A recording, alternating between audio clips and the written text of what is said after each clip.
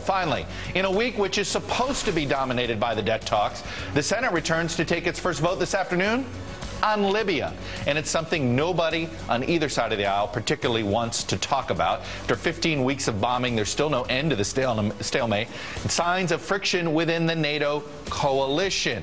How this vote goes, what happens today, what amendments get on there over the week. This could actually be the newsier topic of the week, more so than the deadline. But we're going to go to the deadline. It's on everybody's mind. But as we noted, the first order of business is still going to be that procedural vote on Libya. With me now, Vermont's independent senator who caucuses with the Democrats, Bernie Sanders. Senator Sanders, I want to talk about your plan on deficit reduction and some things, but I want to start with Libya. How are you going to vote on the Libya resolution?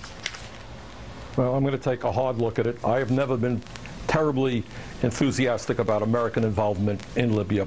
We're in a war in Iraq. We're in a war in Afghanistan. We're spending a huge amount of money on both of those wars. We're taking casualties.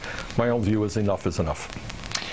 Senator, when you heard the president last week, he was basically arguing that this does not go near the War Powers Act, that the War Powers Act, we can have a debate about it separately, but that what was going on in Libya didn't touch it. Do you agree with him?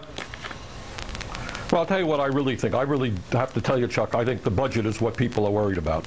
And what I am very concerned about is a Republican budget which said we're going to cut trillions of dollars in programs for the most vulnerable people in this country. At the same time, we're giving huge tax breaks to the wealthiest people. I just put up a letter on my website, sanders.senate.gov, right, a week ago. We have 110,000 signatures that says that this country needs shared sacrifice if we go forward with deficit reduction, that at a time when the wealthiest people and the largest corporations are doing phenomenally well, you know what? They're going to have to participate in helping us balance the budget. Senator, I promise you, I'm going to that topic in a second. Just quickly on the War Powers Act. Do you agree with the president that Libya does not touch the War Powers Act?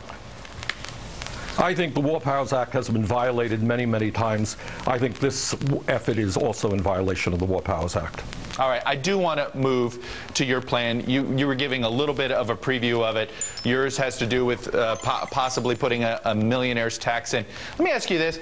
Are you open to the idea that if you whatever tax increases, that in the same way that the Bush tax cuts supposedly had a cutoff where they would expire, that a tax hike also would expire after a certain amount of time and the economy grew?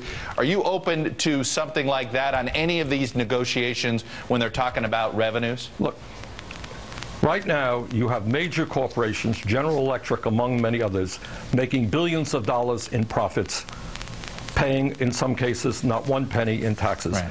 You have the richest people in this country whose effective tax rate is the lowest in modern American history. Do I think that you cut Social Security, Medicare, and Medicaid, which is what Republicans want to do, and say to the richest people in this country, sorry, we don't touch you? I think that that is absurd. I personally believe that half of deficit reduction has got to come from the wealthiest folks and the largest corporations. I think we also need significant cuts in military spending. Right now, the debate is over how much to cut. Not necessarily what to cut. Is this something that concerns you, that the White House has allowed the debate to become more about how much to cut, and there hasn't been enough talk about what is being cut, what should be cut, and what shouldn't be? Well, it's not only what should be cut and what shouldn't be cut, and certainly to my mind, if you're looking at cuts, we have to remember that military spending has been tripled since 1997. We still have weapon systems that are fighting the Soviet Union. So I think you've got to take a hard look at military spending. Furthermore, when 50 million Americans have no health insurance today, to do as the Republicans want, to throw millions of children off of Medicaid or to do away with Medicare as we know it, to me is, beyond comprehension. But the important point is, do the wealthy and large corporations contribute to deficit reduction, or do we balance the budget on the backs of the sick, the elderly, and the children?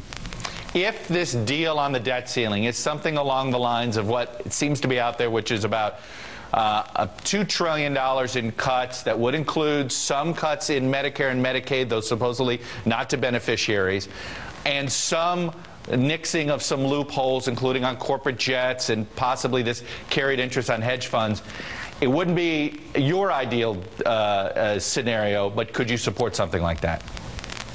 Well, the devil is always in the details. But you know, Chuck, this is not just Bernie Sanders. I'm sure that you are familiar with all of the polls that are out there. And you know that when they ask people what's the most preferred way to deal with deficit reduction, do you know what people say? They say ask the wealthy to stop paying more in taxes. This is not Bernie Sanders' idea. This is poll after poll after poll. And I think it's time for Congress to listen to the American people. Why is it, do you think? Because you're right. You see this, and particularly if you define wealthy as over $1 million, you know, you get into this whole debate, what's wealthy, this or that. But when you define wealthy over $1 million, there is public support for there. Why do you think the White House won't touch it? Well, forget the White House for the moment. Why is it the Republicans want to give tax breaks? They not only want to ask the wealthy to pay more in taxes, they want to give them $1 trillion more in tax breaks. But the answer is, I think most Americans know, the wealthy and their lobbyists are very, very powerful in Washington. They make enormous amounts of campaign contributions, and they, to a large degree, call the tune. Nobody that I know of, quite honestly, if you go up to somebody, Chuck, you say, let's see, we're going to cut Social Security, Medicare, Medicaid, and nutrition. We're going to give tax breaks to billionaires. Do you know how many people think that makes sense? Nobody outside of Washington, D.C.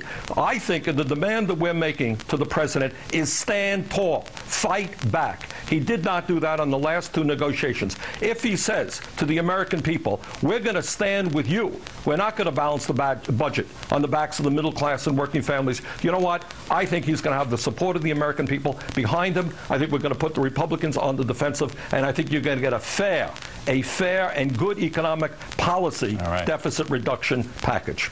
Senator Bernie Sanders, independent for Vermont, who caucuses with the Democrats. Thanks for joining me this morning. I should mention, Senator Sanders brought up General Electric. Of course, General Electric is one of the two parents of NBC Universal. Up next.